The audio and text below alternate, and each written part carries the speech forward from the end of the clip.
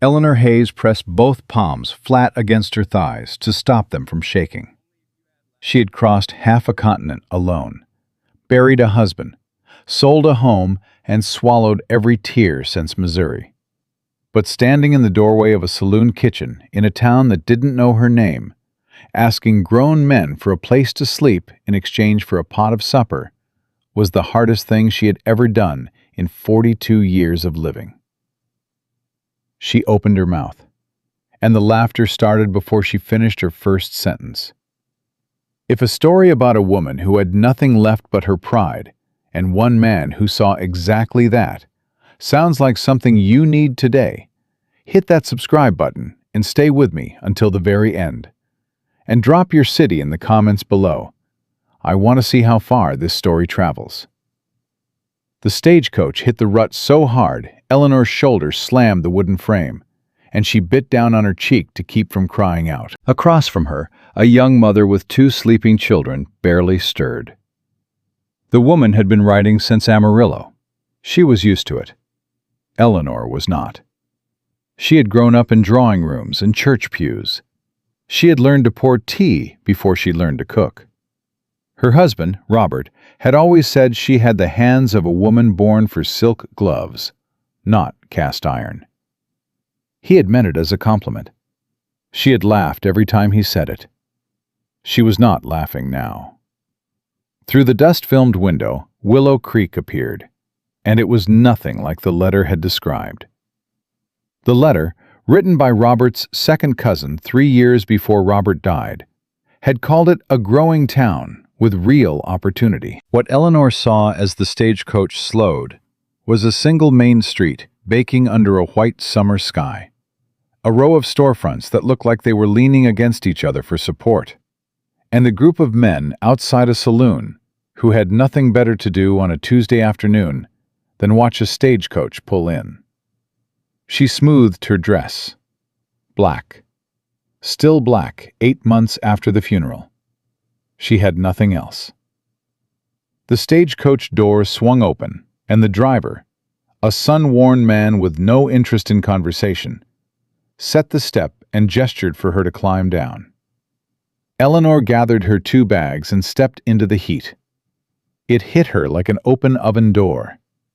She straightened. She lifted her chin.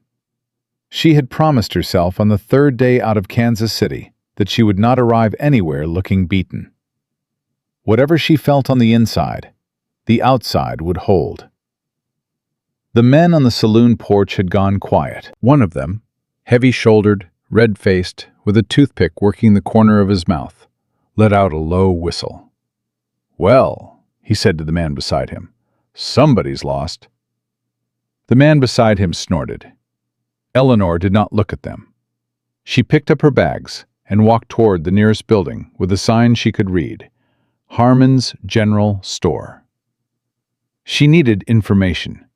She needed to find Ruth Whitaker's boarding house, which the cousin's letter had mentioned. She needed 4 walls and a roof before dark. She pushed open the door. A man behind the counter looked up. Middle-aged, wire spectacles, ink-stained fingers. He had the careful look of a man who had learned to measure everyone who walked through his door before deciding whether to be friendly. "Help you?" he said. "I'm looking for Mrs. Ruth Whitaker," Eleanor said. "I understand she keeps a boarding house on the east end of town." The man's expression shifted. Not unfriendly, but guarded. "She does, but Ruth's been full up since April. She took in the Dennison family after their place burned. That's 6 people." Eleanor held very still. "I see. You passing through?" "I was hoping to stay," she said. "I'm Eleanor Hayes. I wrote to Mr. Croft, George Croft, 3 weeks ago. He's Robert Hayes's cousin. Robert passed last autumn." The storekeeper's expression softened just slightly. "George Croft's been in Denver since February. Took a mining contract up there. Don't know when he's coming back." The bags in Eleanor's hands were not heavy, but in that moment they felt like they weighed 40 pounds each. "Thank you," she said quietly. She walked back out into the sun. She stood on the wooden sidewalk and made herself think. She had $11.30. She had 2 dresses, both black. She had a silver hairbrush that had been her mother's, a small Bible, and a copy of Mrs. Beaton's book of household management that Robert had teased her about carrying everywhere. She had no husband, no family within 500 miles, no reserved room, and no plan past this street. What she did have, what she had always had, even when Robert's business failed, even when they'd moved twice in 2 years, even when the doctor bills mounted, was the ability to cook. Not just to cook well. To cook in a way that made people stop talking and close their eyes on the first bite. Robert had said her biscuits were the closest thing to religion he'd ever experienced, and Robert had been a deacon. Eleanor looked down the street. The saloon. She could see the faint smoke from a kitchen stovepipe coming from the back. She picked up her bags. The saloon was called the Dusty Spur. It was not the worst establishment she had ever walked into. That distinction belonged to a roadhouse outside of Wichita, where she and Robert had sheltered from a storm once. But it was close. 3 tables occupied, maybe a dozen men total. A bored-looking girl wiping down the bar. A smell of stale beer, sawdust, and something unidentifiable frying in the back. Every head turned when she walked in. The toothpick man from outside was sitting at a table near the door. He leaned back in his chair and crossed his arms and looked at her with the particular expression of a man who had already decided what kind of woman she was. "Back again," he said. "You looking for somebody, sweetheart?" "I'm looking for whoever runs the kitchen," Eleanor said. She kept her voice even. She had learned years ago that a steady voice in an unsteady room was worth more than any argument. The bored girl at the bar called out, "That'd be me and Dora. What do you want?" Eleanor walked to the bar. The girl, she couldn't have been more than 20, dark-haired, with tired eyes that had seen too much, too young, studied her without warmth. "My name is Eleanor Hayes," Eleanor said. "I arrived on today's stage. I'm a skilled cook. I've managed household kitchens for 15 years. I can bake bread, preserve meat, make any number of dishes from whatever supplies are available." She paused. "I need a place to sleep tonight, and meals while I find my footing in this town. I'm offering my cooking in exchange. I'll start tonight. I'll work a full day. I'm not asking for wages, only shelter." The girl stared at her. From the back of the room, somebody laughed. Then somebody else joined in. "She wants to cook her way to a bed," the toothpick man said to the table, shaking his head. "City women." "Honey," the girl behind the bar said, not unkindly, "the man who owns this place is Silas Grady, and he doesn't do charity. What he does do," she lowered her voice and glanced toward the back hallway, "is expect certain things from women who need favors. You understand me?" Eleanor understood her perfectly. "Thank you," she said again, and she picked up her bags. This time, when she turned around to leave, her hands were not quite as steady. She made it 4 steps toward the door before a voice from the corner stopped her. "Hold on." It was not loud. It did not need to be. There was something in it, a quietness that had weight to it, the way a river is quiet, but you don't try to walk across it, that made Eleanor stop before she'd decided to. She turned. The man at the corner table had not been there when she walked in, or if he had, she hadn't noticed him. He was the kind of man who didn't demand to be noticed, lean, weathered, somewhere in his late 30s, with dust on his shirt, and the kind of stillness about him that came from years of wide open spaces. He was nursing a coffee, not a drink. His hat was on the table beside him. He was watching her with an expression that was not pity. She would have walked straight out if it had been pity. And was not the other thing either. The thing the toothpick man had been wearing. It was closer to assessment. Careful and honest. "You said you can cook," he said. "I can," Eleanor said. "What's your best dish?" She blinked. Of all the questions she had prepared herself for, that one was not among them. "Beef and onion pie," she said, "or biscuits if the flour's good. My bread is reliable in any weather." "Ruth Whittaker is full up," he said. It was not a question. "I was told that, yes." "George Crofts in Denver." "I was told that too." He picked up his coffee cup, set it down, looked at her for another moment in that quiet, measuring way. Around them, the saloon had gone mostly silent. Not the expectant silence of men watching something entertaining, but something different, something that felt almost cautious. "I've got a ranch 2 miles east," the man said. "Cook's been gone 3 weeks. My hands are eating my cooking and getting mean about it." He paused. "You'd have your own room, door that locks, meals and a small wage once I see whether you can do what you say."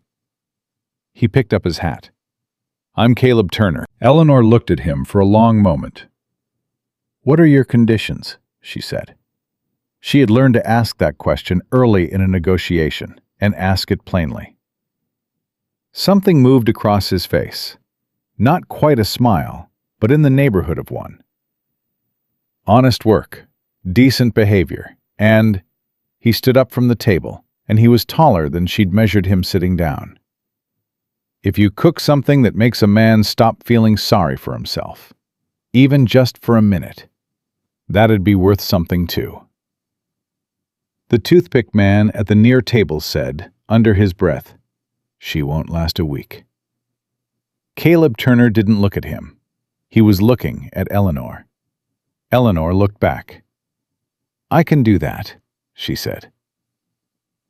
He carried her larger bag out to his wagon without being asked, and without making a performance of it, which told her something.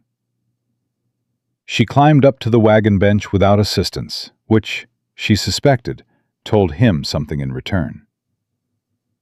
They drove out of Willow Creek's main street in silence, east, toward land that was flat and gold and enormous under the summer sky.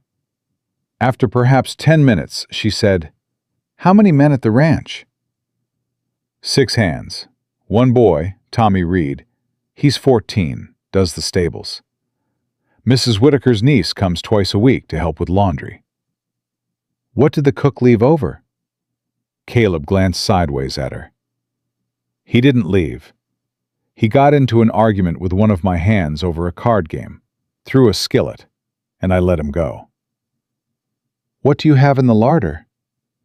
"Some flour, salt pork, dried beans, whatever we've been limping along on." He paused. "There's a root cellar, onions probably, some dried herbs from last fall." Eleanor nodded.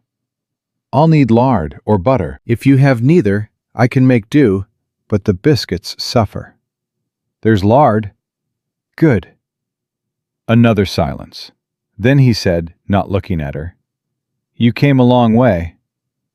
"Kansas City," she said. "Alone?" "My husband died last October." He didn't say, "I'm sorry," which was the response she had learned to dread most. That quick social sorry that meant nothing and cost nothing. He just nodded once, the way you nod at a hard fact, and kept his eyes on the road. She found she appreciated that more than she could easily explain. The ranch house was modest and tired-looking in a way that had nothing to do with neglect and everything to do with the absence of care. Not dirty, just bare. The kind of place where function had long ago crowded out comfort. 3 of the ranch hands were in the yard when the wagon pulled in. They looked at Eleanor with undisguised curiosity. One of them, big man, red beard, said to Caleb, You hire on a cook? I did, Caleb said. She know what she's doing? Ask her yourself, Caleb said, and climbed down. The red-bearded man looked at Eleanor, who was already down from the wagon and picking up her bag. You know what you're doing? He said. I do, Eleanor said. What time do you eat supper? 6, he said, like a challenge. Then stay out of my kitchen until 5:30, she said pleasantly, and you'll find out. He stared at her. Then he looked at Caleb. Then he looked back at Eleanor. Name's Holt, he said, slightly less like a challenge. Mrs. Hayes, she said, and walked past him toward the house. The kitchen was a disaster. Not from filth. Caleb Turner was clearly a man who kept things clean as a matter of personal discipline. But from the chaos of men who had been feeding themselves with no system and no skill. 3 different pots with unidentified residue. Flour stored wrong, beginning to clump. Salt pork sliced with no economy. Dried beans in an unlabeled sack that might have been there since winter. Eleanor set down her bag, tied her hair back with a ribbon from her wrist, rolled her sleeves to the elbow, and started from the beginning. She found the lard. She found the onions in the root cellar. 6 good ones, more than enough. She found a partial side of smoked bacon behind the salt pork. She found dried rosemary and sage, still fragrant enough to be worth using. She found a jug of sorghum molasses she didn't expect. The boy, Tommy Reed, appeared in the kitchen doorway at 4 o'clock. He was 14 and slight, and had the look of someone who had spent most of his life trying to be invisible around adults. You need anything, ma'am? He said. I need to know where the good skillet is, she said, without turning from the stove. Not the big one. There should be a medium one with an iron handle that's been seasoned properly. It won't be the first one you see. A pause. Then the sound of quiet searching. Then Tommy said, This one? She turned. He was holding exactly the skillet she meant. That's it. Put it on the left burner, please. He did, carefully, and then stood there. You can stay, Eleanor said, as long as you're not underfoot. She could practically hear him relax. By 6 o'clock, the ranch house smelled different. She could not have described it exactly. It was not just food, not just the biscuits golden in the pan, or the bacon and onion gravy, or the beans she'd been pushing forward on the back of the stove for 2 hours. It was something beneath that. Something a house smells like when someone is in it. 6 men came through that kitchen door and sat down at the long table without being asked to, which told Eleanor they had been hungry for something they didn't have a word for. Nobody said much for the first 10 minutes. Holt, the red-bearded hand, ate 3 biscuits before he put his fork down and looked at the other men, and then looked at Eleanor standing by the stove and said, with absolute plainness, Lord Almighty. Quiet murmurs of agreement around the table. Tommy Reed was on his second helping, trying to make it look like his first. Caleb Turner ate without comment, but Eleanor noticed he finished everything on his plate. Twice. And that was the kind of review she had always found most reliable. When the table cleared, she was at the wash basin with her sleeves still rolled. Caleb came and stood in the kitchen doorway. The other men had gone. The evening was coming on, the light going amber through the one west-facing window. Well, she said. You made Holt quote scripture, he said. That hasn't happened since his baptism, far as I know. Eleanor kept washing dishes. Was that your condition? That I make a hard man stop feeling sorry for himself? Something like that. Consider it met, she said. She heard something then, the smallest sound, barely there, and she glanced over her shoulder. Caleb Turner was not quite smiling, but it was close. It was the closest thing she had seen to an unguarded moment in a face that had been carefully guarded since the minute she met him. She turned back to the dishes. It was enough. For now, it was enough. She lay awake that first night in the small room at the back of the house. Door locked, window open to the summer dark, the sounds of the prairie coming through the screen. And she did not cry, which surprised her. She had expected to cry. She'd been expecting to cry since Kansas City. But something in the last 12 hours had changed the texture of the grief. Not lessened it, changed it. She had been useful today. She had walked into a strange place with nothing and produced something that made 6 tired men go quiet with gratitude. She had found a skillet, managed a root cellar, worked a stove she'd never touched, and fed people who needed feeding. Robert had always said she was stronger than she believed. She had always told him he was biased. Lying there in the dark, in a room, in a house, in a town she hadn't known existed 8 weeks ago, Eleanor Hayes thought perhaps they had both been right. Tomorrow there would be breakfast to make, then lunch, then the long work of proving herself in this place, with these people, in this life she had not planned and did not yet understand. She was not afraid of hard work. She had never been afraid of hard work. What she was afraid of, what had woken her in cold sweats in every rented room between Kansas City and here, was the particular loneliness of being invisible, of moving through a world that did not know you were in it. But Caleb Turner had seen her standing in that saloon with nowhere to go, and he had said, "I've got a ranch 2 miles east." And a 14-year-old boy had found her the right skillet without being asked twice. And 6 rough men had gone quiet over biscuits and gravy, as though Grace had briefly visited the table. It was not nothing. Eleanor closed her eyes. Outside, the prairie stretched wide and dark and enormous in all directions, and the stars above Willow Creek were more numerous than anything she had ever seen from a Kansas City window. She slept. The second morning at Turner Ranch, Eleanor was at the stove before the sun cleared the horizon. She had already assessed the full inventory.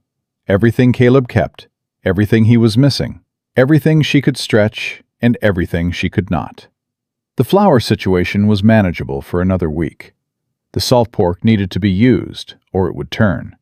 The dried beans were good, but the variety was limited, and limited variety made men irritable in ways they couldn't always name. She had written a list. When Caleb came through the kitchen at first light, hat already on, she held it out to him without preamble. He took it, read it. His eyes moved down the page at the steady pace of a man who read carefully and said little. "You need all of this?" he said. "I need what's on the top half to feed your men properly," she said. "What's on the bottom half would make the difference between food and a meal." He folded the paper and put it in his shirt pocket. "I'll go into town Thursday." "Lard before Thursday," she said. "We're almost out." He looked at her. "I'll send Tommy today."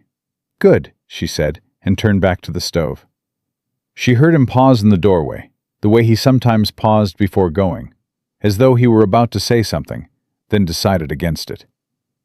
She had noticed that about him in the first 12 hours.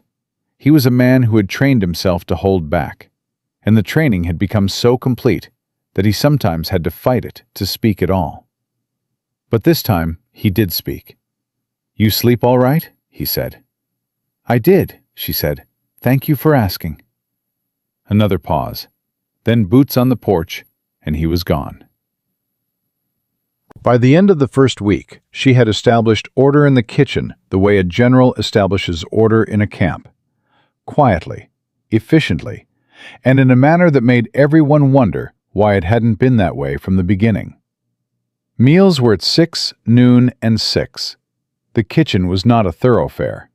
If you wanted coffee before breakfast, you asked. You didn't help yourself from a pot that might be reserved for cooking.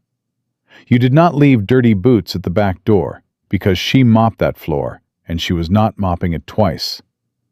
The men tested her twice. The first time was Holt, who left his coffee cup on the cutting board the morning after her first day, directly on top of the patch of flour she had laid out for biscuit work. He did it without malice, she could see that. Just the absent-minded habit of a man who had never had to consider someone else's workspace. She picked up the cup, handed it back to him, said nothing.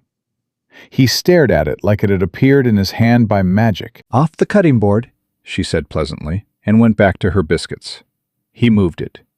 He also, from that morning forward, left his cup on the windowsill, which was out of the way and required him to actually think about where he was putting it. Within 3 days, 2 other hands were doing the same thing. The second test was harder.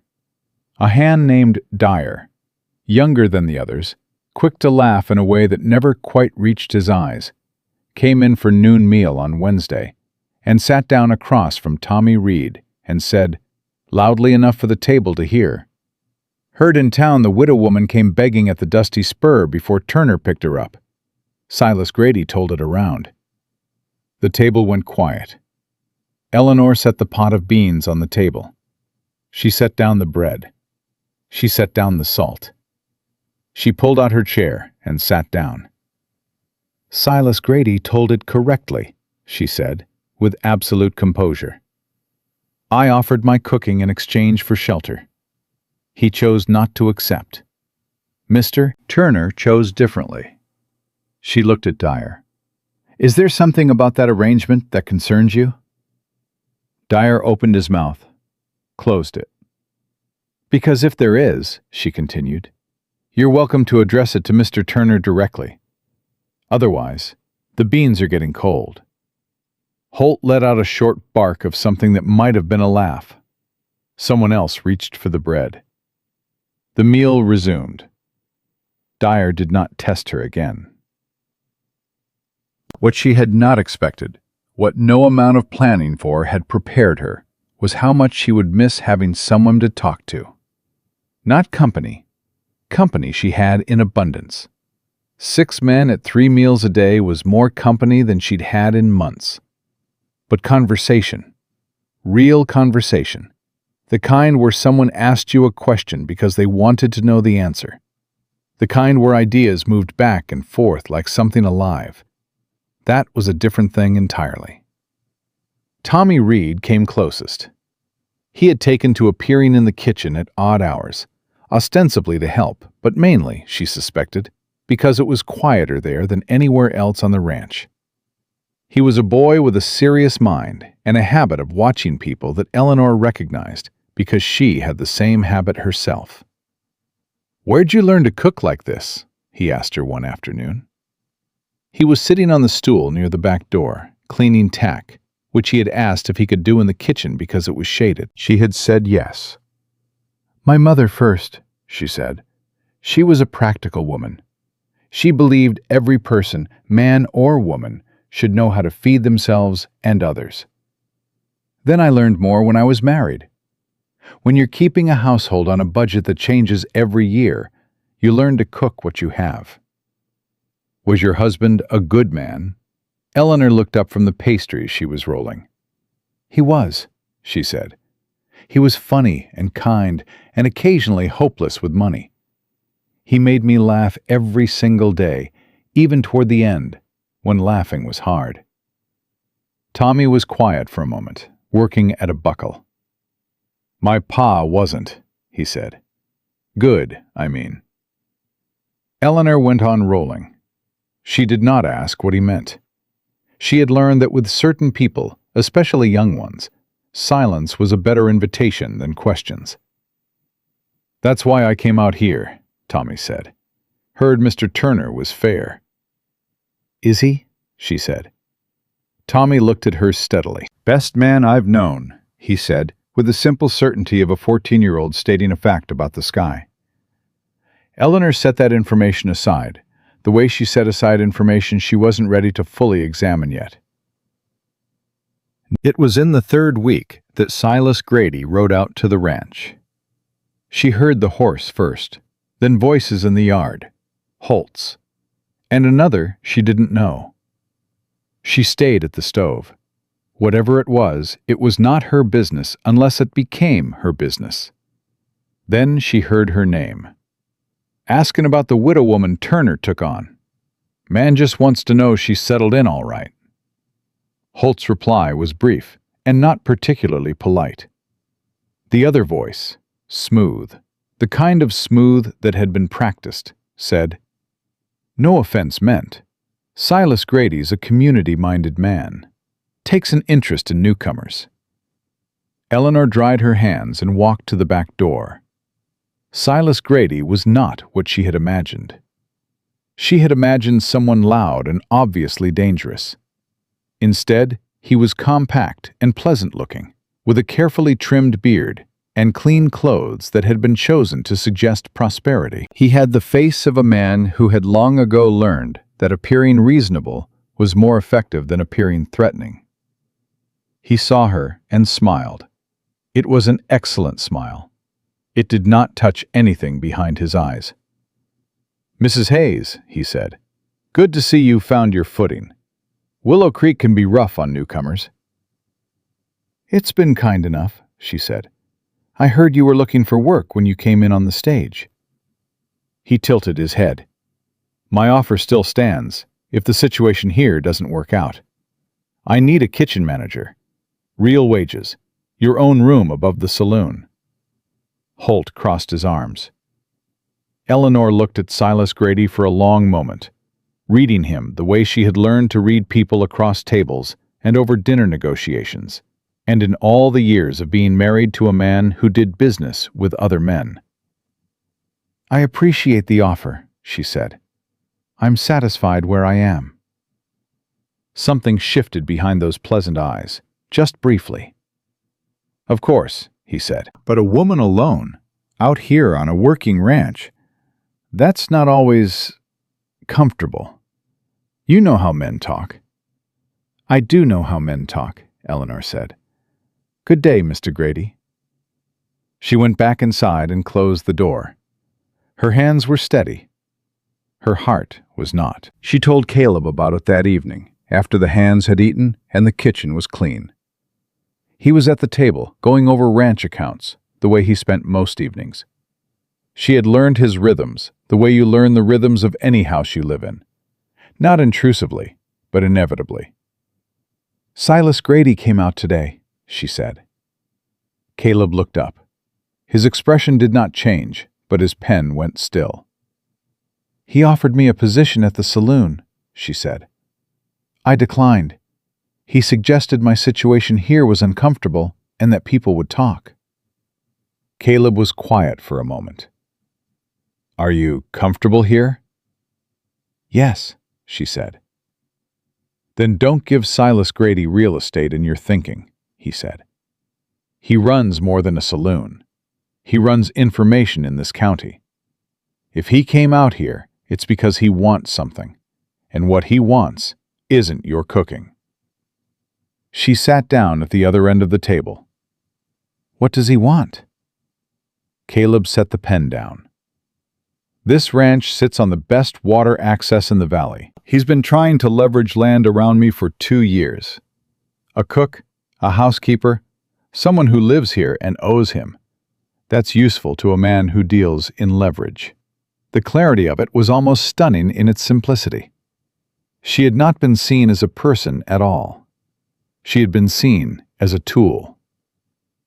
"He sent a man to check on the feed store account last week," Caleb said, "trying to find out if I'm stretched financially. I'm not, but he doesn't know that yet." "He'll figure it out," Eleanor said. "Probably." He picked up the pen again. "When he does, he'll try something else." She sat there another moment. "You should have told me this when you hired me." He looked up. Something in his face shifted. Not guilt, but something adjacent to it. "I should have," he said. "I'm sorry." It was direct and unadorned, and she believed it immediately. "All right," she said, and stood up. "Good night, Mr. Turner." "Caleb," he said, without looking up from his accounts. She paused. "Good night, Caleb." The next morning, she overheard 2 of the hands talking near the stable. Not clearly, just fragments, but enough. The name Grady. Something about town. Something about she won't stay. She went on kneading the bread and said nothing. But Tommy Reed appeared in the kitchen doorway 40 minutes later, with an expression she had not seen on him before. Tight around the eyes. Carefully neutral in the way of someone trying not to show they'd heard something upsetting. "Tommy," she said, "what is it?" He came in, sat on his stool, was quiet for a full minute. "Dyer was in town yesterday," he finally said. "Grady bought him drinks. Dyer told him things. About the ranch. About the accounts, maybe, I don't know. About you." He stopped. "I shouldn't be telling you this." "You absolutely should," she said. "Thank you." "I don't like Dyer," Tommy said, with the blunt moral clarity that 14-year-olds sometimes had. "I don't either," Eleanor said. "But we're going to let him think we don't know." Tommy looked at her. "What are you going to do?" "I'm going to make bread," she said. "And then I'm going to think." She thought through the morning, and by noon she had an idea that was either smart or catastrophic, and the only way to find out which was to do it. At noon meal, she put the bread on the table and the beans and the coffee, and then she sat down, which she didn't usually do. She usually ate after. And she said, with the table full, "I need to ask you all something." 6 men and Tommy looked at her. "Some of you have heard talk in town about this ranch and about my being here," she said. "I'm not going to pretend otherwise. I also know that some of that talk started from inside this table." She paused. Not accusatory, factual. "I'm not asking for explanations. I'm asking for something simpler. I need to know whether I'm working with this ranch, or whether I'm working against something I don't know about." Silence. Then Holt said, "You're with the ranch, Mrs. Hayes, far as I'm concerned." 3 other hands nodded. One said, quietly, "Same." Dyer was looking at his beans. Eleanor looked at him steadily. He felt it. He looked up. "I didn't mean anything by it," he said. "Grady just asked, 'What did you tell him?'" Caleb's voice came from the doorway. Nobody had heard him come in. Dyer's face went the color of old dough. He asked about the accounts. I said I didn't know anything about accounts." "What else?" A long pause. "He asked if you and Mrs. Hayes were—" Dyer stopped. "I told him it wasn't my business." The table was very quiet. Caleb pulled out his chair and sat down. "You're on fence detail for the next 2 weeks, Dyer. Alone." He reached for the bread. Passed the salt. The meal resumed. Eleanor poured coffee without looking at anyone, and under the table, away from sight, she pressed one hand flat on her knee to steady it. That evening, Silas Grady sent a message. Not a man, a note, delivered to the general store for her, passed to Tommy when he went in for the lard. Tommy brought it to her unopened. She read it privately. It was gracious in tone and poisonous in content. A reminder that the situation at Turner Ranch was precarious for a woman without formal employment documentation, and that a widow relying on a cowboy's goodwill had very little standing if that goodwill changed. He wasn't threatening. He was simply making sure she understood how little ground she was standing on. She folded the note carefully. She put it in the bottom of her bag, under the Bible and the Beatons, where she kept things that mattered. That night she did not sleep until well past midnight. Because the worst part of Silas Grady's note was not the threat. It was that he was not entirely wrong. She had no contract. She had no documentation. She had a verbal arrangement with a man she had known 3 weeks, in a town that did not know her and was not obligated to protect her. If Caleb Turner decided tomorrow that the arrangement was inconvenient, she would have nothing. She stared at the ceiling and listened to the prairie dark and thought about Robert, who had been her ground for 18 years, who had been the thing she stood on, and who was gone. And she thought about a root cellar and the right skillet and 6 rough men going quiet over biscuits. She thought about Tommy Reed saying, "Best man I've known," with that uncomplicated, devastated certainty. She thought about Caleb Turner in the saloon, not making her a charity case, not making her a conquest, just looking at her like a fact he was trying to understand, and asking, "What's your best dish?" She got up before dawn. She was at the stove before anyone else was moving. She had bread rising, and coffee on, and bacon going before the first boot hit the floor in the bunkhouse. When Caleb came through the kitchen, she had her back to the door. "You're up early," he said. "I have a proposal," she said. He said nothing. She could feel him stop. "I want a written agreement," she said, still not turning. "Wages, room, and board, in exchange for cooking and household management. Nothing extraordinary, just something on paper with both our names." She finally turned around. "I know you're a fair man. I'm not questioning that. I'm asking for something I can stand on that isn't someone else's goodwill." He looked at her for what felt like a long time. "I should have offered that the first day," he said. "Yes," she said, "you should have." He pulled out the chair at the kitchen table, the one he used for the accounts. "Get me paper," he said. "Let's do it now." She got the paper. She sat across from him at that table in the early morning, the smell of bread and coffee in the air, and they wrote out terms that were fair on both sides, and signed them both, and Eleanor Hayes folded her copy and put it in the pocket of her dress, where she could feel it against her hip for the rest of the day. It was not romance. It was not rescue. It was something she had done for herself, in a kitchen, at a table, on a summer morning. And it felt, she realized, almost exactly like surviving. The signed agreement changed something at Turner Ranch that Eleanor hadn't anticipated. It wasn't the paper itself. It was the way the other men looked at her differently after. As though the act of Caleb Turner putting his name next to hers on a document had settled a question they'd all been quietly arguing in their heads since she arrived. She belonged here now. Not as a guest, not as a charity case. As someone with a contract and a place and a right to be standing exactly where she was standing. Holt started saying good morning when he came through for coffee. The others followed.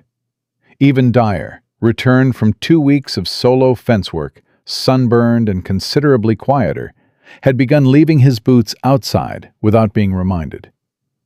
Tommy Reed had taken to eating breakfast in the kitchen before the other men came in, sitting on his stool and talking to her while she cooked. About horses mostly, occasionally about books. Once about a girl in town he liked, and then immediately pretended he hadn't mentioned. It was the closest thing to ordinary that Eleanor had felt since Robert died. Which was precisely when Silas Grady decided to move. She heard about it from Mrs. Ruth Whittaker first. The boarding house was full, but Ruth Whittaker had taken a liking to Eleanor the first time Caleb brought her to town for supplies and introduced them properly.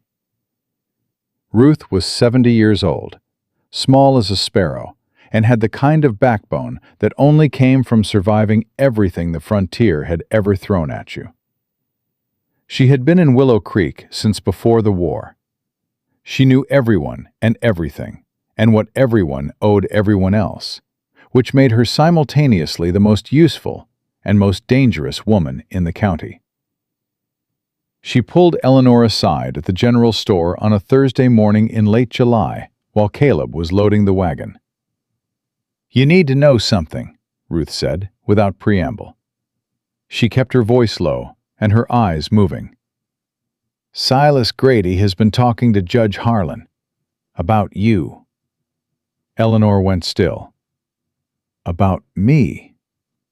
"He's been suggesting that the arrangement at Turner Ranch isn't proper. That a widow woman, living alone with a crew of men, no chaperone, no formal employment record with the county, is a moral concern. Ruth's mouth tightened. He's not making an accusation outright. He's asking questions, the kind that plants seeds. I have a signed agreement, Eleanor said. I know that. Caleb told me. But Grady knows that Judge Harlan is running for county commissioner next year, and that he cares very much about being seen as a man of moral authority. She paused. Grady knows how to use people's ambitions against them. Eleanor looked out the window at Caleb by the wagon, talking to the storekeeper, hat pushed back, completely unaware of what was apparently being constructed around them both. Why is he doing this? She said, though she already knew. Ruth looked at her like a woman who had no patience for rhetorical questions. Because Turner's water rights are worth more than this town makes in a year, and Turner won't sell, and Grady has tried every other angle. So now he's trying to make Turner's life uncomfortable enough that something gives. And I'm the something, Eleanor said. You're the lever, Ruth said. Don't let him use you as one. She didn't tell Caleb on the way home. She told herself it was because she needed to think first. She needed to understand what exactly Grady was doing before she put it in front of a man whose first instinct would be to ride into town and make it someone's physical problem. But the honest reason, the one she admitted to herself somewhere around the 2-mile mark outside of town, was that she was not ready to be a problem he had to solve. She had spent 3 months building something at that ranch. Order, usefulness, a sense of her own ground. And she was not ready to look Caleb Turner in the face and say, "My being here is costing you." Because she already knew what he would say. And she already knew what it would cost her when he said it. So she thought instead. She thought through supper. She thought through the washing up. She thought through the accounts she'd started helping with twice a week, since Caleb had said, one evening, "You see numbers clearly." Not a compliment, just a statement of observed fact, which, from him, was better. By 9 o'clock, she had a plan. It was not dramatic. It was the kind of plan that required patience and precision, and a willingness to fight quietly, which was the only way she had ever known how to fight. She was going to need Ruth Whitaker's help. She sent a note with Tommy the following Tuesday. Ruth's reply came back the same afternoon, written in the tight, practiced hand of a woman who had been writing important letters for 50 years. I've been waiting for you to ask. Come Thursday. Come alone. She asked Caleb if she could take the wagon to town on Thursday for supplies. He said yes without looking up from his work. She took Tommy instead of going alone, because she was not foolish, and because Tommy knew everyone in town and every horse outside every building, and because a 14-year-old boy standing outside a boarding house while a widow woman went inside was considerably less remarkable than a woman going anywhere in Willow Creek alone. Ruth Whitaker's parlor was full of 30 years of accumulated frontier living and smelled like dried lavender and wood polish. Ruth poured coffee and sat down and said, "Tell me what you need." "I need documentation," Eleanor said. "Real documentation. I need a record of my employment at Turner Ranch that exists somewhere other than Caleb's desk. I need people in this town who know my situation clearly enough that Silas Grady cannot reframe it." "He's already talking to 3 families on the church council," Ruth said. "I know. I need to talk to them first." Ruth looked at her over the coffee cup. "You want to go visiting?" "I want to introduce myself," Eleanor said. "As a professional. As a person. I want them to know my name and see my face before Grady finishes painting the picture he's been painting." Ruth set down the cup. She was quiet for a moment, and Eleanor could see her thinking, weighing, calculating, deciding. "I'll go with you," Ruth finally said. I've known these families 20 years. My being beside you says something that no document can." Eleanor felt something shift behind her ribs, something that had been held tight for weeks. "Thank you," she said. Ruth waved a hand. "Don't thank me." Silas Grady tried to buy my boarding house 2 years ago, and I sent him off my porch with words I am not going to repeat in daylight. This is personal as much as anything. They made 4 calls that Thursday afternoon. The Reverend's wife, 2 families from the church council, and the wife of Sheriff Daniel Carter. Eleanor was not nervous walking into those parlors.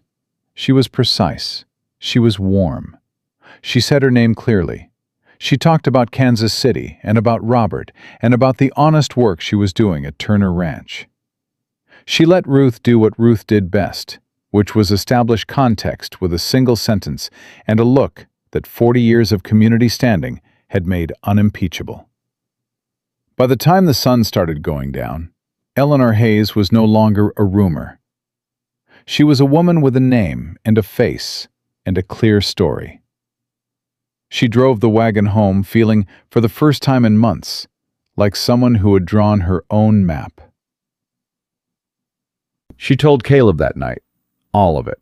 Ruth's warning, Grady's campaign, the visits, the plan. She expected him to be angry. She was prepared for that, for the male pride response, the "why didn't you tell me?" She had him answer Revy. Instead, he listened to the whole thing without interrupting, which was a thing he did that she had come to understand was not passivity, but deliberateness.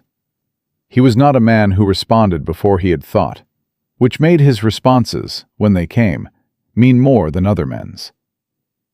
When she finished, he said, "You did all that without telling me because you didn't want to be a liability." It was not a question. "Yes," she said. "You are not a liability," he said. The quietness in his voice had weight in it, the way it always did when he meant something entirely.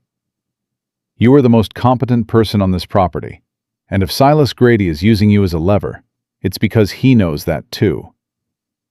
Eleanor held that for a moment. "The visits won't stop him," Caleb said, "but they'll slow him down, and they'll matter later when things come to a head." He looked at her. "And they will come to a head. You know that." "I know," she said. "When it does, I need you to stay inside the house," he said. "Whatever happens in the yard, I need you to stay inside." Something in the way he said it made her go cold. "What do you think he's going to do?" she said. Caleb was quiet for a beat too long. "Caleb." "He's made an offer on the water rights through an intermediary in Abilene," Caleb said. "I turned it down. The intermediary came back with a higher number. I turned it down again." He paused. "Men who deal in leverage and get told no twice don't stop. They escalate." She thought about the note at the bottom of her bag. A widow relying on a cowboy's goodwill has very little standing. "What does escalating look like?" she said. "I don't know yet," he said. "But it'll look like something." He was right. It looked like a Friday evening 3 days later, when Silas Grady rode up to Turner Ranch with 2 men she had never seen before, and Dyer, who Eleanor had not known was still in Grady's pocket, riding alongside. She heard the horses from the kitchen. 4 of them. She could tell by the cadence, coming fast and then slowing at the gate, the way men slowed when they wanted to appear casual and weren't. She went to the window. She saw Silas Grady's clean clothes and careful beard. She saw the 2 strangers, both larger than Grady, both with a specific look of men paid to be present rather than to think. She saw Dyer with his eyes on the ground. Caleb was in the yard. He had heard them too. She watched Grady pull up and smile and say something she couldn't hear. She watched Caleb's shoulders, not tense exactly, but set, in the way of a man who had been waiting. Holt came around from the side of the barn. Then 2 other hands. They didn't come close. They just came around and stood there. Grady was still smiling. Then one of the strangers turned his horse toward the house and looked directly at the window where Eleanor was standing. She stepped back. She heard Caleb's voice then, low, sharp, nothing like his usual economy of tone. She couldn't make out the words, but the sound was unmistakable. Not one more step. The stranger said something back. Then everything happened at once. The second stranger came down off his horse fast, and Caleb moved, faster than Eleanor had expected from a man that contained. And the yard became something loud and physical and wrong. She was out the back door before she'd decided to be. She came around the side of the house, and what she saw made her stop. Caleb had the second stranger by the collar, and Holt had the first one, and it should have ended there. But Grady was holding a paper up in the air and talking in a voice deliberately loud enough to carry. And what he was saying was stopping the whole yard cold. "Outstanding debt for lodging, food, and transport from the stage," Grady said, with the pleasant tone of a man reciting from a legal document. "Mrs. Hayes owes for services rendered by my establishment in receiving the stage and providing temporary shelter on the night of her arrival. That debt has been transferred to a collecting party." He looked at Eleanor over Caleb's shoulder. "I'm not here for trouble, Mrs. Hayes. I'm here to collect what's legal." The yard was completely still. Eleanor looked at the paper. She knew what it was. It was fabricated. She had never received shelter from Grady's establishment, had never been inside it longer than 3 minutes. But it was formal, and it was legal-looking, and it had been created by a man who knew exactly how much damage a formal-looking document could do in a frontier town where judges had political ambitions. She heard Caleb draw breath. "Don't," she said to him, quietly but firmly. He looked at her. "Don't," she said again. "That's what he wants." Grady's eyes moved to Eleanor with something that was almost admiration. "Smart woman," he said. "I'll need to see that document," she said, walking forward. One of the strangers moved to step between her and Grady. Caleb put a hand on the man's chest. Just that. Just a hand. The man went still. Eleanor walked straight to Grady and held out her hand. He gave her the paper. She could tell that surprised him. He had expected her to argue or to retreat. He had not expected her to simply take it and read it. She read it, every word, slowly, taking her time in a way that she could see was unnerving him, because men who used paper as weapons expected people to be frightened by paper, not to read it calmly. There were 4 errors in the document, 3 factual, 1 legal. She looked up. "This references the date of my arrival as July the 3rd, she said. "I arrived on July the 7th. I have the stage ticket." She held his gaze. "It also claims I received lodging and meals from your establishment." "I have a witness. Your own bar girl told me to leave, which is the reason I sought employment elsewhere. I believe her name is Clara." She paused. "Additionally, the debt transfer signature doesn't match the signatory requirements for Weller County debt collection as of the 1872 Territorial Ordinance. Sheriff Carter's wife mentioned that to me recently. She's quite knowledgeable about county law." Grady stared at her. "I believe," Eleanor said, "that if Sheriff Carter were to look at this document, he would find it insufficient to support a collection action." She held the paper back out to him. "But you're welcome to try." The yard was so quiet she could hear the horses breathing. Then from the gate, she had not heard him arrive, came a voice she had only met twice, but recognized immediately. "That sounds like a good idea to me."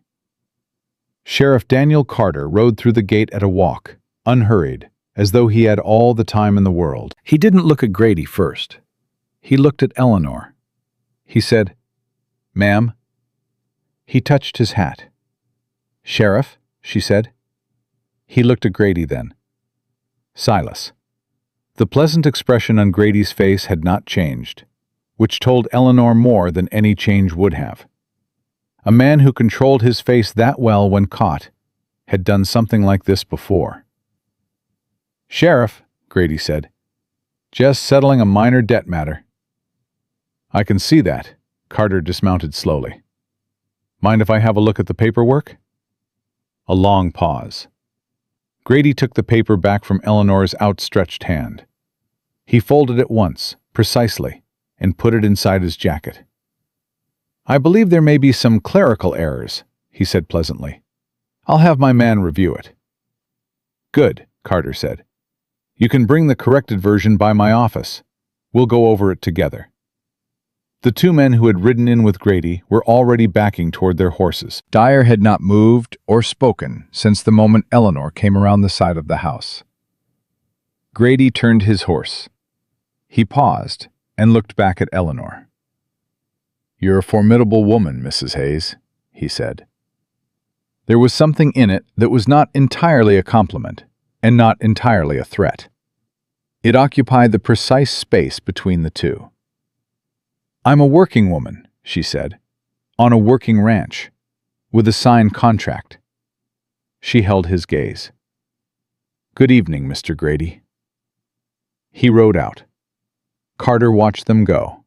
Then he looked at Caleb, then at Eleanor, then at the assembled ranch hands standing across the yard. "Someone want to tell me how Carter's wife ended up coaching this woman on county ordinances?" he said. Caleb looked at Eleanor. Eleanor looked at the sheriff. "Mrs. Whitaker introduced us," she said. "We had coffee." Carter scratched the back of his neck and made a sound that, in other circumstances, might have been a laugh. "Grady won't quit," he said, the levity gone. "You know that." "I know," Caleb said. "He'll go back, tighten up the paperwork, find something else." Carter put a foot in the stirrup. But tonight cost him something. A man like Grady runs on the assumption that other people have less information than he does. Tonight he found out that assumption doesn't hold here. He rode out. The yard was quiet. One by one the ranch hands drifted back to what they'd been doing, with the particular understatement of men who had seen something and were going to need some time before they talked about it. Holt went last, and as he went he caught Eleanor's eye and gave one single brief nod, the kind that meant something that was not going to be said out loud, but was fully meant.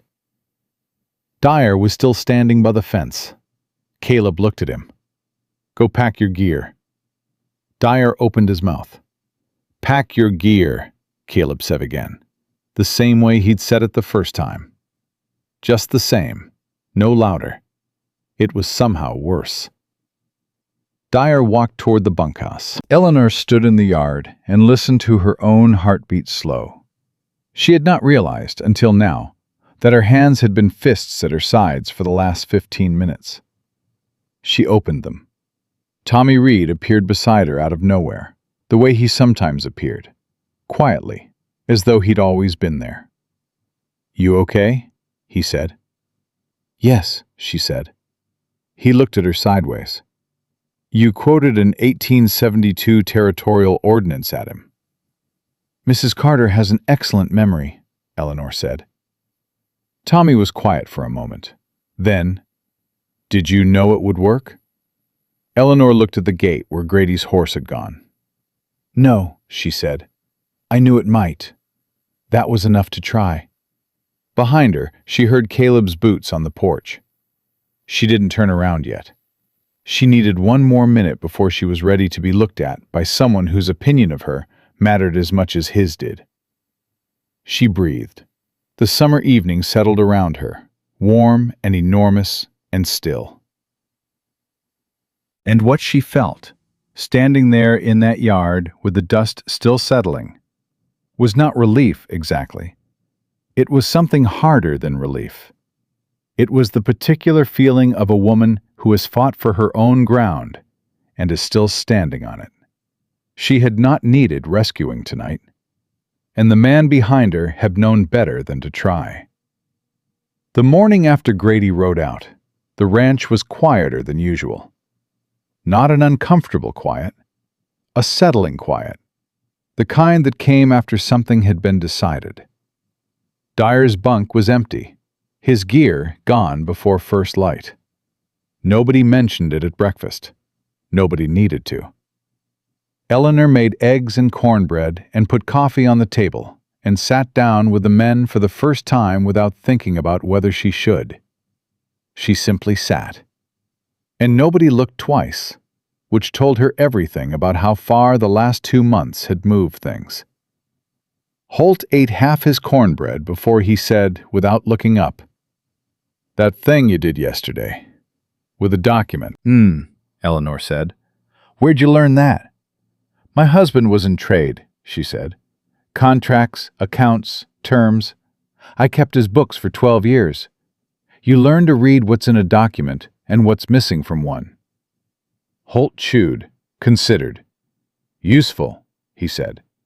"It has been," she agreed. Tommy was watching her from his end of the table with an expression that was somewhere between admiration and something more complicated. The look of a young person recalibrating what they thought was possible. She gave him a small nod. He went back to his eggs. Caleb found her after breakfast, when the men had gone out and the kitchen was hers again. He came in and stood with his back against the doorframe, the way he did when he had something to say that he hadn't fully shaped yet. She waited. She had learned his silences by now, which ones were just quiet and which ones were working toward something. "Carter came by early this morning," he said, "before you were up." She turned from the wash basin. "What did he say?" "Grady's been moving money," Caleb said. "Carter's been watching it for a while. 3 land purchases in the county through different names. 2 of them border my water access on the north and east." He paused.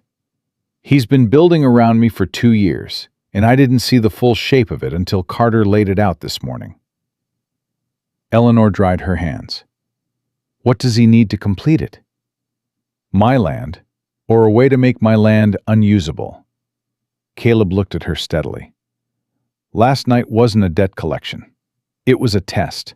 He wanted to see if I'd lose my temper in front of a witness." "You didn't," she said. "You stopped me," he said, "before I could." She held that. "What does Carter want to do?" "He's been building a case for the territorial marshal. What happened last night, the document, the witnesses, the fact that Carter himself arrived in time to see it, that's evidence. Real evidence." He pushed off the doorframe and came to the table. "But it takes time.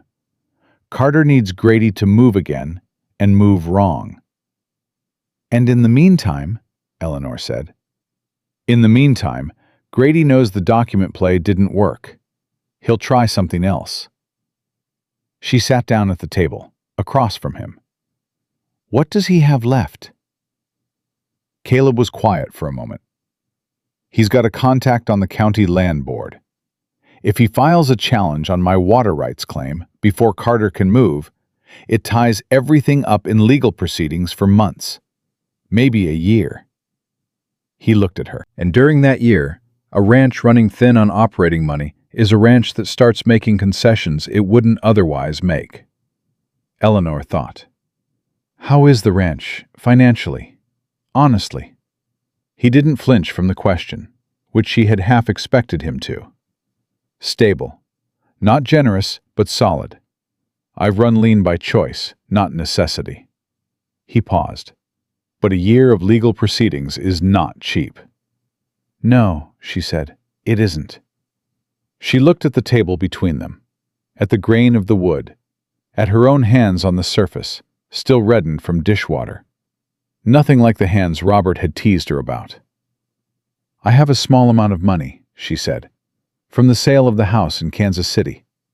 After the debts were paid, there was some left. Not much, but it exists.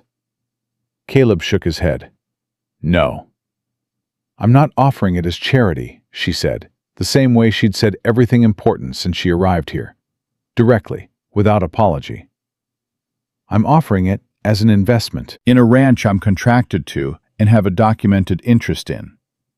She held his gaze. If Grady wins, I lose my position here. I have a material reason to care about this outcome. Eleanor, she noticed, in some part of her mind that was always noticing, that it was the first time he had used her first name without being prompted. I know what you're going to say, she said, that it's my security, that I shouldn't risk it, that you didn't bring me out here to put me in that position. She paused. But you brought me out here because I was a competent woman with nothing left to lose. I have something to lose now. That means I'm choosing, not cornered. There's a difference. He looked at her for a long time, long enough that she felt it, not uncomfortably, just as a fact, the way you feel weather changing. Let me think about it, he said. That's all I'm asking, she said. The next blow came from a direction she hadn't watched. Clara, the bar girl from the Dusty Spur, the young woman who had warned Eleanor about Grady's intentions on her first day in Willow Creek, showed up at Turner Ranch on a Wednesday morning with a split lip and a bag smaller than Eleanor's had been.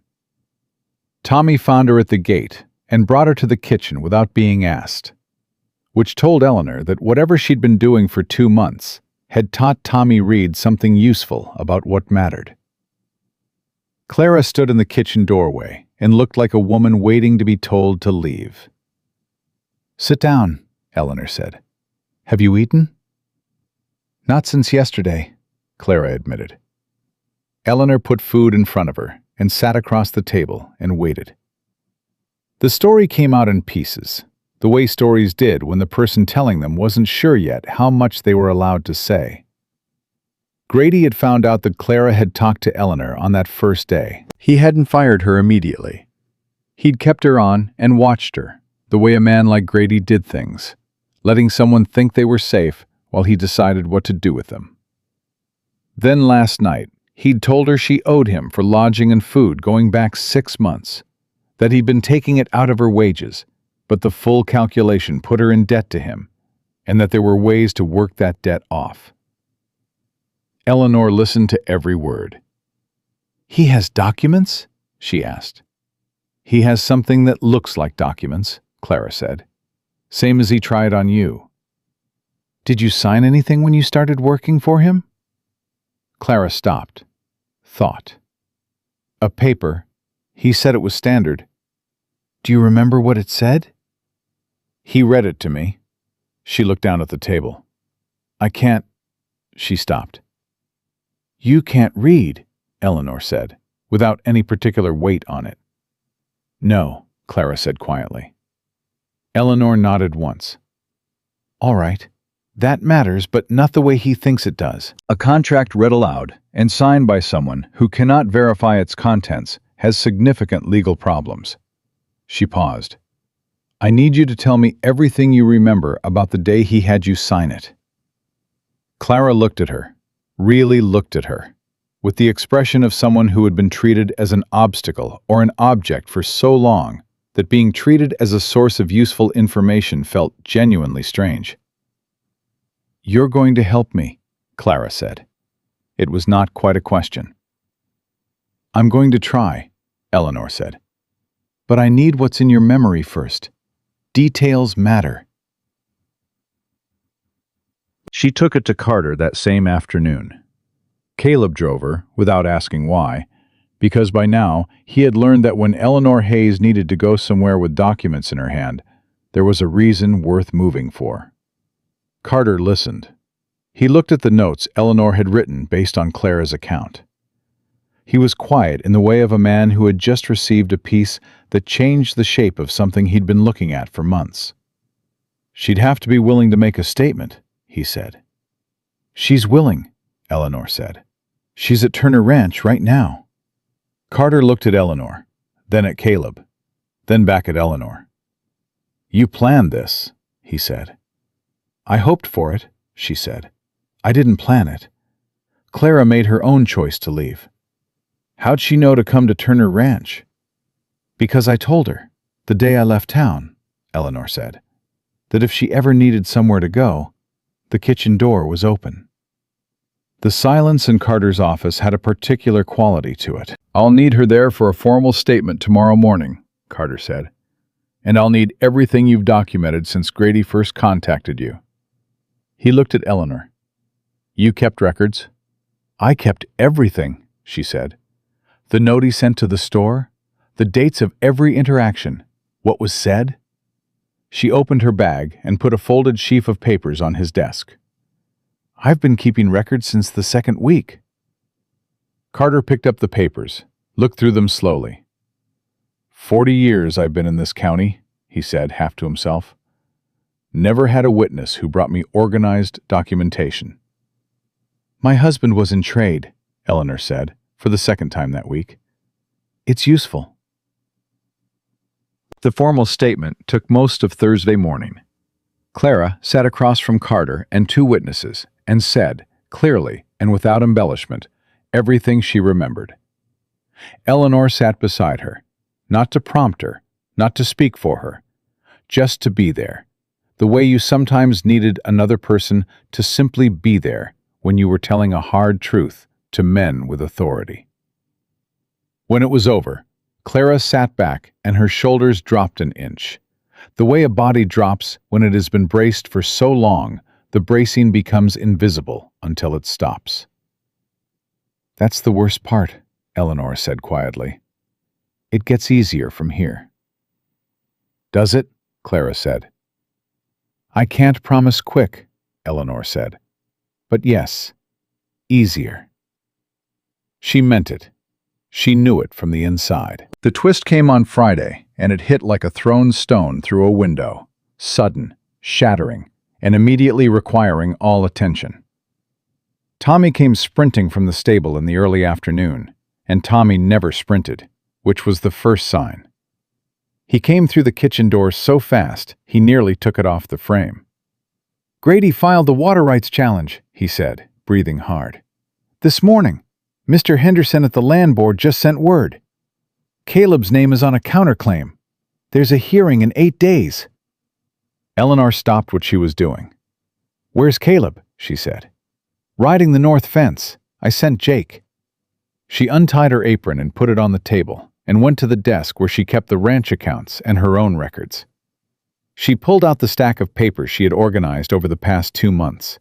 Every invoice, every supply record, every documented transaction related to the water access and the land borders. By the time Caleb came through the door, she had it all sorted on the table in chronological order.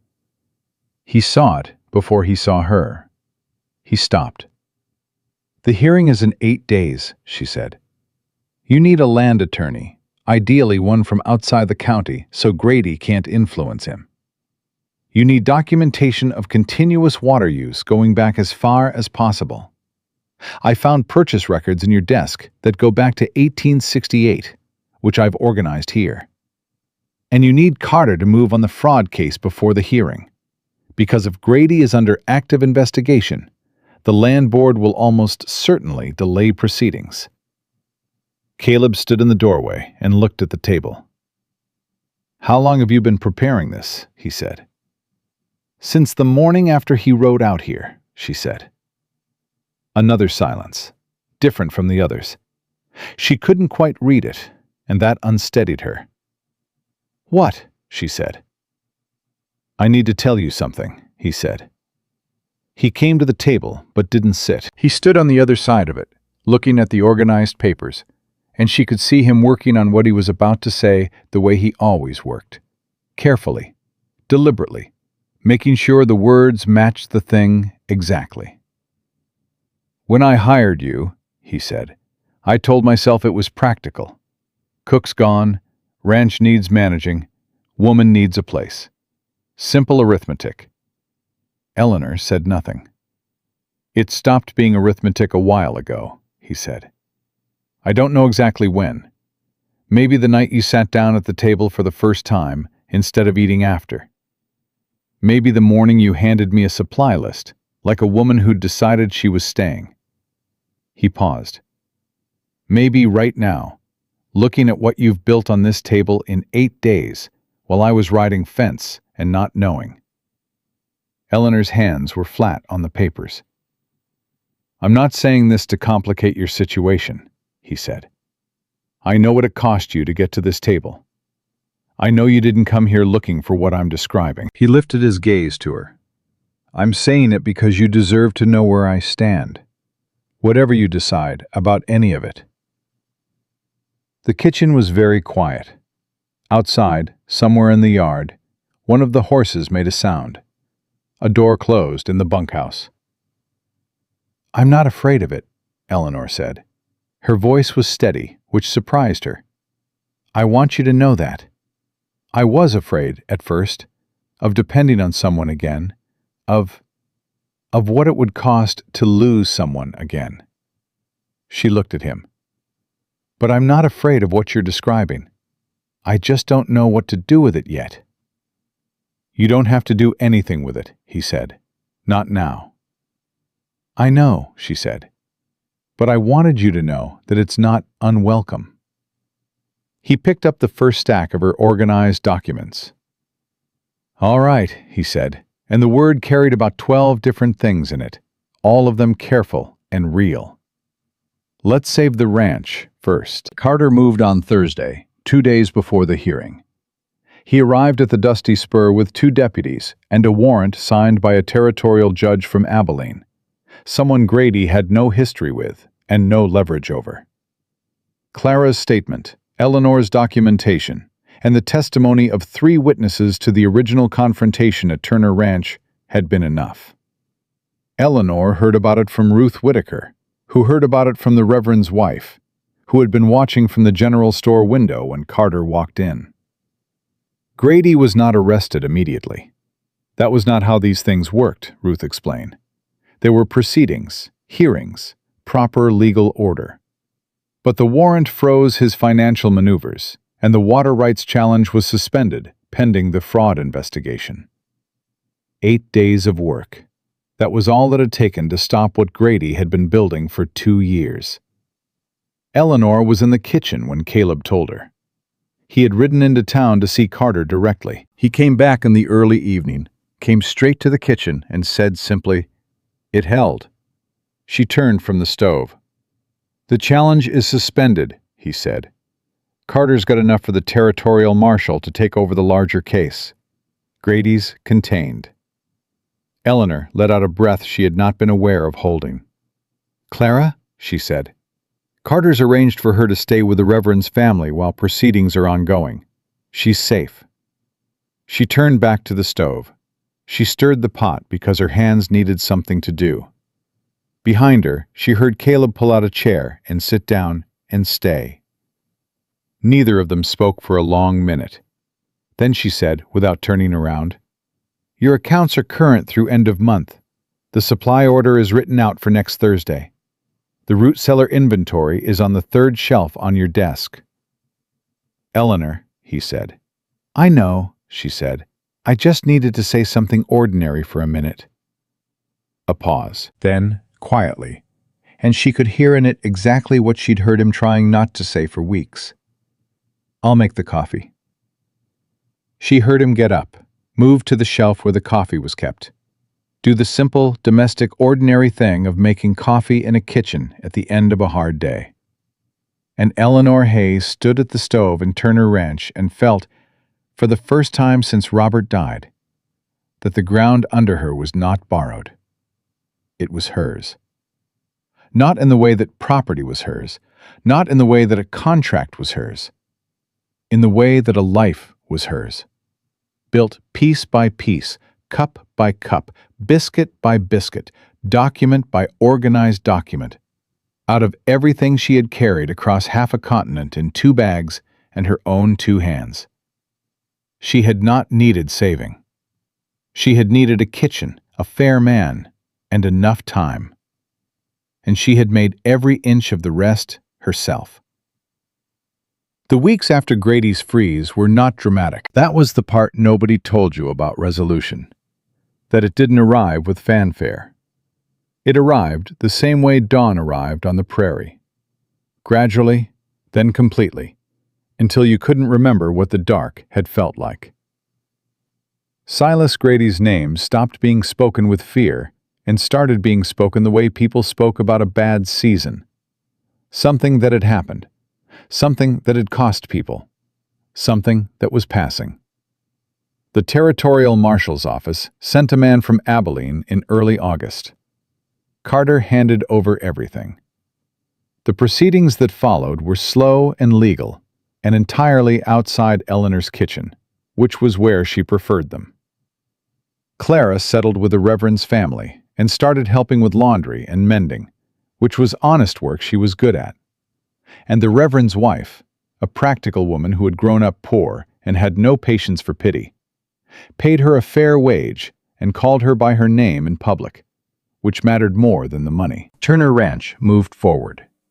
New supplies, a repaired fence line, 2 new hands hired to replace Dyer, and an older man who had left at the end of July. The root cellar was stocked better than it had been in years. The ranch accounts, which Eleanor now managed formally 3 days a week, were the clearest they had been since Caleb's previous bookkeeper retired. Life had a shape again, which was exactly when Eleanor began to feel something she had not expected. The particular restlessness of a woman who had been surviving so long, she didn't quite know what came next. It started small.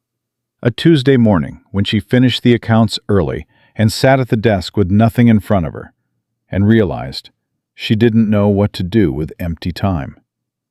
Not because she was lazy, she had never been lazy, but because for 8 months, from the morning Robert died to this particular Tuesday in August, every minute had been aimed at something urgent. Grief, decisions, travel, survival, the ranch, Grady, documents, forward motion in a specific direction. Now the direction was less clear, and the motion felt unmoored. She went to the kitchen and made pie she didn't need to make. Tommy found her at the stove at noon, working the pastry with more force than the situation required. "You're stabbing that," he observed. "I'm pressing it," she said. "That's not what that looks like." She set down the rolling pin, looked at her hands. "I don't know what I'm doing next," she said, which was not something she had intended to say out loud. Tommy sat on his stool. He was 15 now. She had made him a cake for his birthday in late July, and he had pretended not to care about this, and cared enormously. "What do you mean?" "I mean the immediate crisis is over," she said. "The ranch is stable. Clara is safe. Grady is contained. I've done what I came to do." She paused. "Except I didn't come to do any of it. I came because I had nowhere else to go. And now you have somewhere to stay," Tommy said. She looked at him. "That's different from nowhere to go," he said, with the particular directness of someone who is still young enough to say the true thing without dressing it up. "Isn't it?" She picked up the rolling pin again. "Sometimes I forget you're 14. 15, he said. 15, she agreed. Caleb noticed. Of course he noticed. He was a man who watched carefully and said little. And he had been watching Eleanor Hayes more carefully than he watched anything else on the ranch for going on 3 months now. He found a way to bring it up that was characteristically practical. He came to her one evening with 2 letters, both addressed to him, both from women in neighboring counties, who had heard through the circuit of frontier word of mouth that Turner Ranch had a cook and housekeeper of unusual competence. He put them on the table. She read them. Both were inquiries about whether she was available to consult. One on setting up a boarding kitchen, one on managing accounts for a small ranch that had lost its bookkeeper. She set them down. "These came to you." "They came to me because people don't have your address," he said. "But they're about you." He sat down. "I didn't answer them. I wanted to talk to you first." She looked at the letters again. "You could have just said nothing." "I don't do that," he said. "I know," she said. "That's why I'm still here." A pause. Something shifted in the room. Not dramatic, but real. The way a current shifted in a river, felt before it was seen. "Is that the only reason?" he said. She looked at him across the table. The evening light was doing what it did in summer, going long and golden through the west window, laying itself across everything without asking permission. "No," she said. He nodded once, didn't press, just accepted it, the way he accepted most things that mattered, as a fact, without making a production of it. "You could build something," he said, "here or somewhere else. What you did for Clara, what you did with Carter's wife, what you've been doing with the accounts. That's not just cooking, Eleanor." She had heard him use her name perhaps a dozen times now. Each time, it still registered somewhere.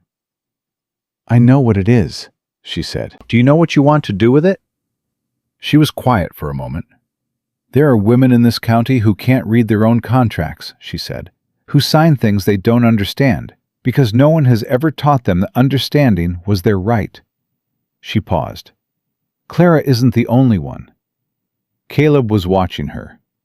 "If I had a kitchen," she said carefully, "and regular hours, and a reputation in the county for being someone women could come to, not just for food, but for practical help."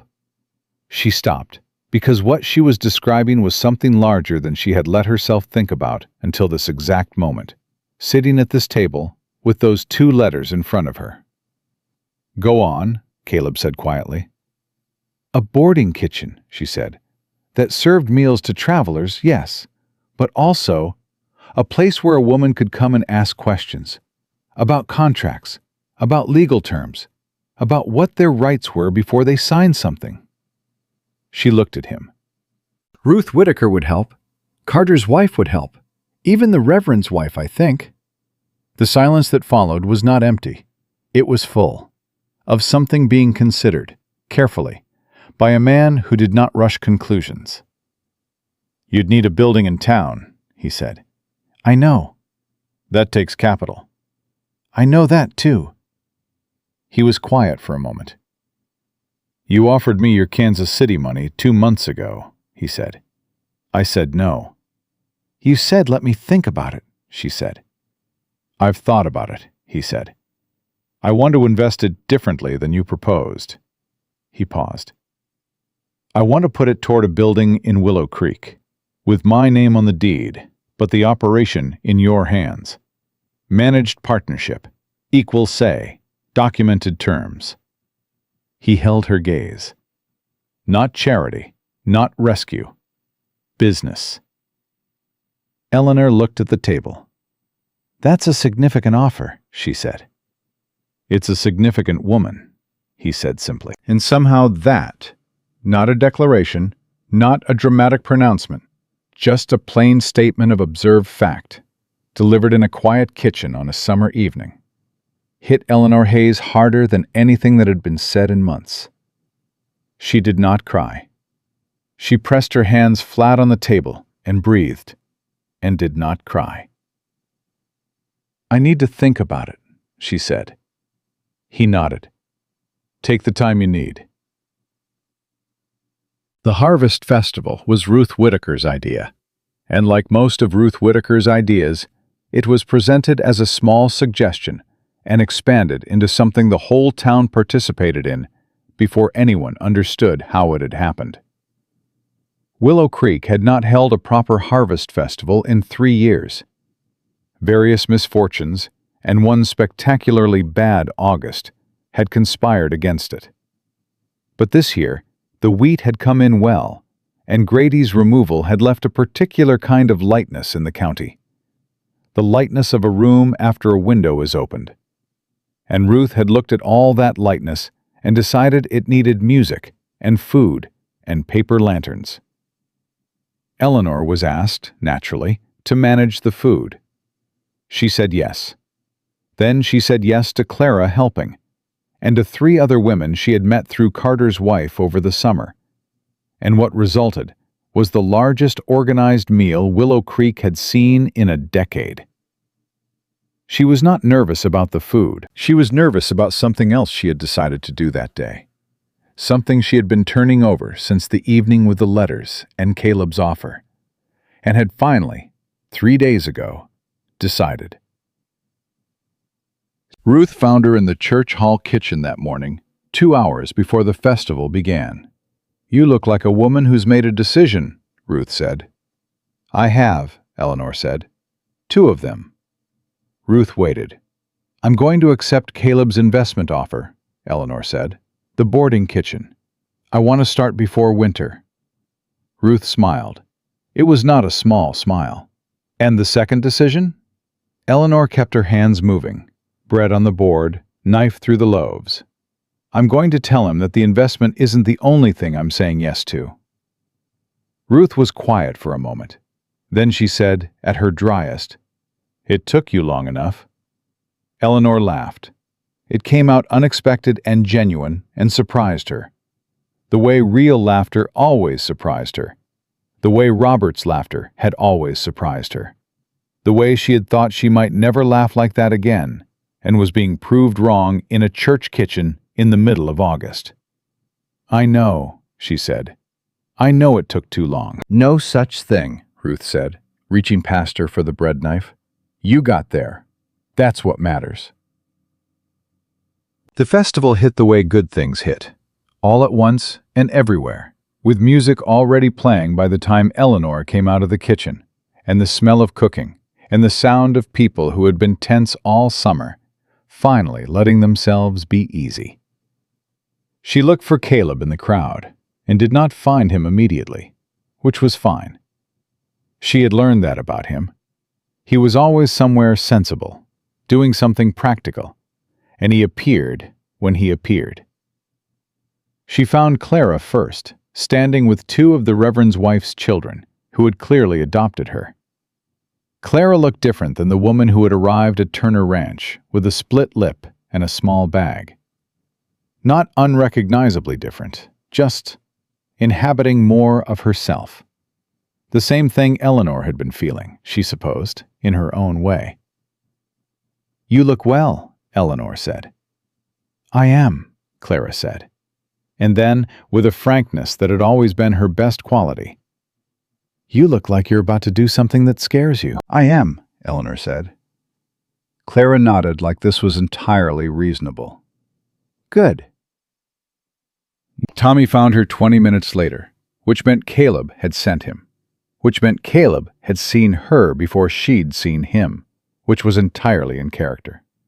"He's by the north fence," Tommy said. "He says there's no particular reason to be there. He just ended up there." Eleanor knew what that meant. Caleb Turner went to wide-open spaces when he was thinking.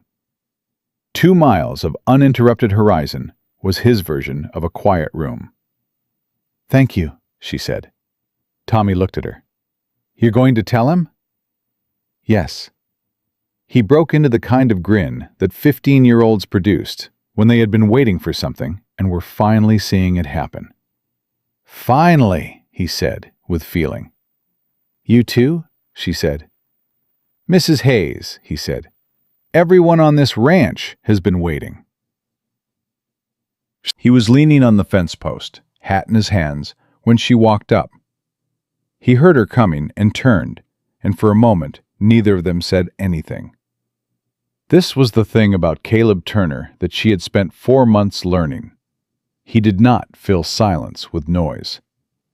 He let it be what it was, and waited for things to become clear. And that quality, which she had initially read as reticence, was actually something rarer. It was patience. Real patience. The kind that trusted things to arrive in their own time. "You sent Tommy," she said. I did, he said. I wasn't going to interrupt whatever you were doing, but I wanted you to know where I was. She stood beside him at the fence. Behind them, the festival sounds carried on the summer air. Music, voices, children, the particular aliveness of a whole community choosing to be glad for one evening. I've been thinking, she said. I know, he said. About the offer, about all of it. She looked at the horizon, because it was easier to look at something far away when you were saying something close. I spent 18 years building a life with someone, and when that life ended, I thought the building part was over. I thought I had used up my portion of something being made. She paused.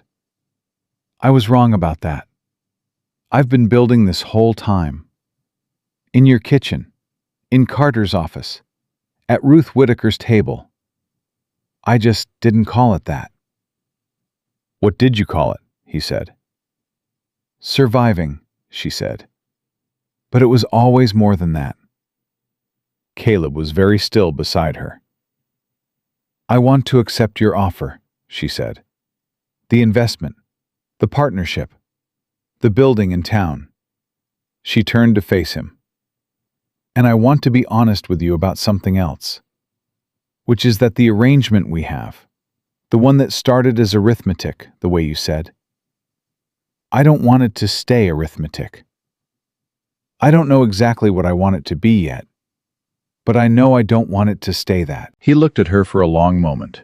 Then he said, When you got off that stagecoach in July, you walked into a saloon full of men who had already decided what kind of woman you were. I remember, she said. I hadn't decided, he said. I was just watching. And what I saw was a woman who was terrified and refused to show it, and who asked for what she needed directly, and who had the best answer to a simple question that anyone had ever given me. What was the best dish? She said. Beef and onion pie, he said.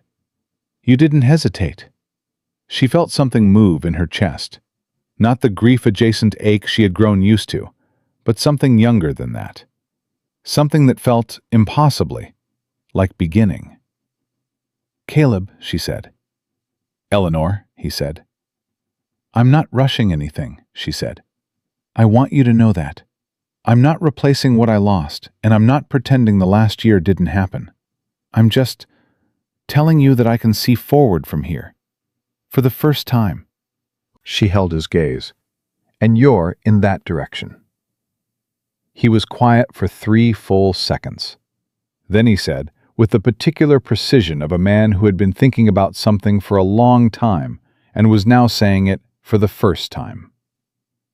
I've been in that direction since the night you made Holt quote scripture. She laughed again, that same surprised, genuine, involuntary laugh. He smiled.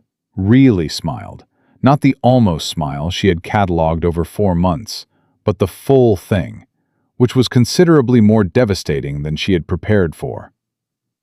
The offer stands, he said. All of it. The building, the partnership, the documented terms.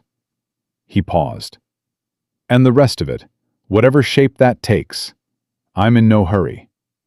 I'll wait as long as you need. She looked at him. Don't wait too long, she said. I've done enough waiting. He held out his hand. She took it. The boarding kitchen opened in October. Eleanor had negotiated the terms herself, which surprised absolutely no one by that point. The building was on the east end of Willow Creek's main street, 2 doors down from the general store. A practical location, high foot traffic, close to the stage stop. The sign above the door read, Hayes Kitchen, in plain lettering, which Ruth Whitaker called understated and Tommy called perfect. Clara worked the counter 4 days a week. 3 women from the county came in on the first Tuesday of every month, when Eleanor set aside 3 hours, not for food, but for what she had described to Caleb that summer evening. Practical help, plain questions, honest answers about the things women needed to know and were too often never told. By November, word had spread far enough that the Tuesday sessions needed to move to a larger room. Ruth Whitaker provided the room, because, of course she did. On the last day of October, a year and 4 days after Robert Hayes was buried in Kansas City, Eleanor stood behind the counter of her kitchen and looked at the room full of people who had come for a first-day meal, and she felt something she had not expected to feel in this form, on this frontier, in this life. She felt full. Not happy exactly. Happiness was too simple a word for something this layered. It was the particular fullness of a woman who has lost the life she planned and built a better one with her own hands, who has been afraid and been brave and been competent and been wrong and been right and been all of those things in the same body without apology. Tommy Reed was washing dishes in the back, talking to Clara, the sound of their voices easy and young and ordinary. Ruth Whitaker was at the corner table telling some story about Willow Creek 20 years ago that had the 3 women beside her laughing, and through the front window she could see Caleb Turner tying his horse to the post outside, turning his hat in his hands once, the way he did when he was thinking, before he pushed the door open and came in and found her behind the counter and stopped. "Full house," he said. "First day," she said. He looked around the room, then back at her. Robert would have liked this. It landed exactly right. Not painfully, not carefully, just honestly. The way Caleb Turner said everything that mattered. She held it for a second and let it be true. He would have eaten everything on the menu and taken credit for it somehow, she said. Caleb's mouth curved. "Sounds like a good man." "The best," she said. "And he would have liked you." She came around the counter. He held the door for the last person arriving, nodded to Ruth, ruffled Tommy's hair as the boy came out of the back, and immediately ducked away from it. And Eleanor Hayes stood in the kitchen she had built in the town that had not known her name, in the life she had not planned, with the man who had offered her a roof and conditions, and the particular dignity of being taken seriously from the very first question. And she understood, with the plain certainty of someone who had earned the right to know it. She had not merely survived the frontier. She had made it hers.